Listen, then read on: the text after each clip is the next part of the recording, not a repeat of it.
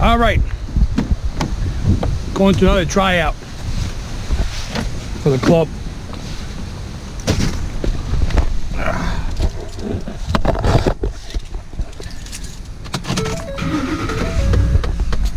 Everybody, leaving the house to go to another tryout for my club. So, quick discussion about, again, what else? Tryout subject matter, right? All right, so here's a quick one for you guys. And these are all things that, believe me, comes from experience. I see them going on all the time. Why are families so anxious to leave their club team and go to a pre-academy system, only to realize that they made a mistake? The number one thing that I constantly, well, I shouldn't say the number one, but it's up there definitely, is that I hear parents say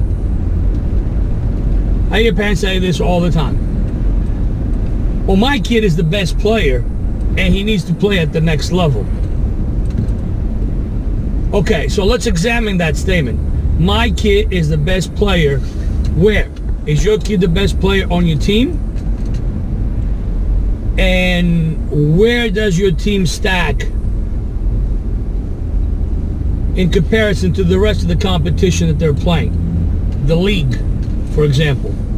Because just because your kid is the best player on your team, it doesn't mean they're going to be the best player in a pre-academy system.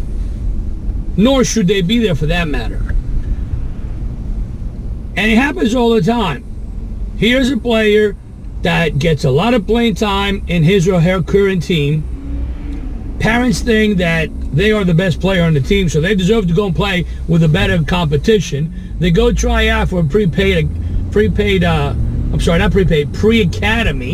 Okay.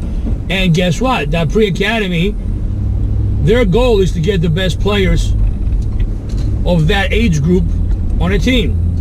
So all the players that they select are going to be just as good as your kid, if not better. So you get an offer, you accept, and then you come to realize that your son or your daughter don't play as much anymore. They used to play all the time. They were the best player, but now they don't play as much. They're on a much better team, but they don't play as much. Of course, you're not happy. Your son or your daughter are not happy. Maybe their confidence is shaken up and their development starts slowing down. So now you're not happy. Why rush to go into a pre-academy system? Especially, oh my God, I can't stress this enough. 8-year-olds, 9-year-olds, 10-year-olds. I just don't get it.